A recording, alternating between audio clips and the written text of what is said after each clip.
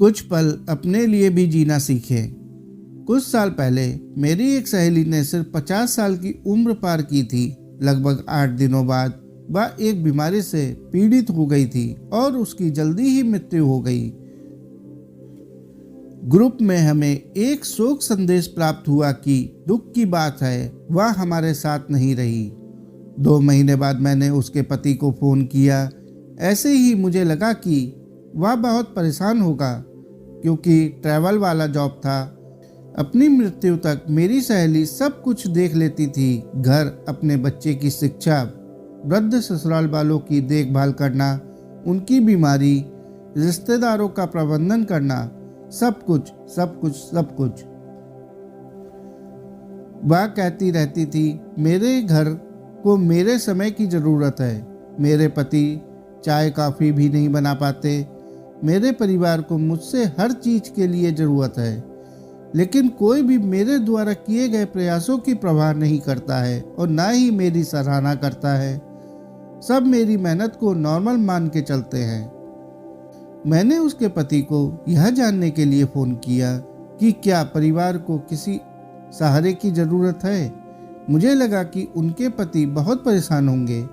अचानक से सारी जिम्मेदारियों को निभाना है। उम्र बढ़ने के साथ साथ माता पिता, बच्चे, अपनी नौकरी, इस पर अकेलापन, उम्र कैसे होंगे बेचारे। फ़ोन कुछ समय के लिए बजा नहीं उठाया। 1 घंटे के बाद उन्होंने वापस कॉल किया। उसने माफ़ी मांगी कि वह मेरे कॉल का जवाब नहीं दे पाए क्योंकि अपने क्लब में 1 घंटे के लिए टेनिस खेलना शुरू किया था और दोस्तों से मिलना वगैरह भी, यह सुनिश्चित करने के लिए कि उनका समय ठीक से गुजर जाए। यहाँ तक कि उन्होंने पुणे में ट्रांसफ़र करवा लिया, इसलिए अब ट्रैवल नहीं करना पड़ता। घर पर सब ठीक है? मैंने पूछा। उन्होंने जवाब दिया, एक रसोइया रख लिया है, थोड़ा और पेमेंट किया तो वह किराने का सामान और सब्जी फल वगैरह भी ला देगा। उन्होंने अपने बूढ़े माता पिता के लिए फुल टाइम केयर टेकर रख ली थी। ठीक चल रहा है, बच्चे भी ठीक है, जीवन धीरे धीरे सामान्य स्थिति की ओर लौट रहा है, उन्होंने कहा। मैं मुश्किल से 1-2 वाक्य बोल पाई और हमारी बात पूरी हो गई। मेरी आंखों में आंसू आ गए। मेरी सहेली मेरे ख्यालों में आ रही थी।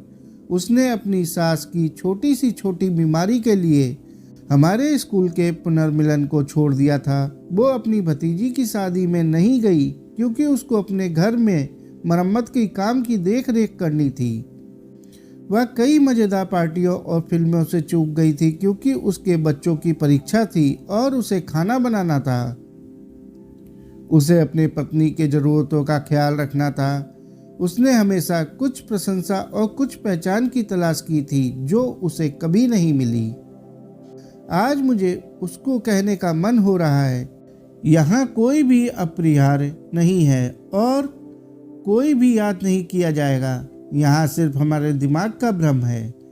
शायद यह सांत्वना है या यूं कहें कि हमारे समझने का तरीका। जब आप दूसरों को खुद से पहले रखते हैं तो वास्तव में आप यह भी दिखा रहे होते हैं कि आप पहले नहीं हैं। उसके मरने के बाद उन्होंने 2 और नौकरानियां रख ली गई और घर ठीक चल रहा था, इसलिए मन का यह वहम हटा दो कि मैं अपरिहार्य हूँ और मेरे बिना घर नहीं चलेगा। अंततः सबसे महत्वपूर्ण बात यह है कि अपने आप के लिए समय निकालें, अपने दोस्तों के साथ संपर्क में रहें, बात करें, हंसे और आनंद लें। अपने शौक पूरे करो, अपने जुनून को जियो, अपनी ज़िंदगी को जियो। हर किसी को आपकी ज़रूरत है, लेकिन आपको भी अपनी देखभाल और प्यार की ज़रूरत है। हम सभी के पास जीने के लिए केवल एक ही जीवन है। अपनों के लिए जीना बहुत खूबसूरत है, पर खुद के लिए आप खुद जिम्मेदार हैं। मर्जी आपकी, जिंदगी जीनी है या बितानी है। जिंदगी बहुत खूबसूरत है। कुछ पल खुद के लिए जीने में कोई हर्ज तो नहीं। साथियों, आपको यह बात कैसी लगी कमेंट करके जरूर बताएं। और अगर कहानी अच्छी लगी हो तो कहानी को लाइक और चैनल को सब्सक्राइब कर लें। धन्यवाद।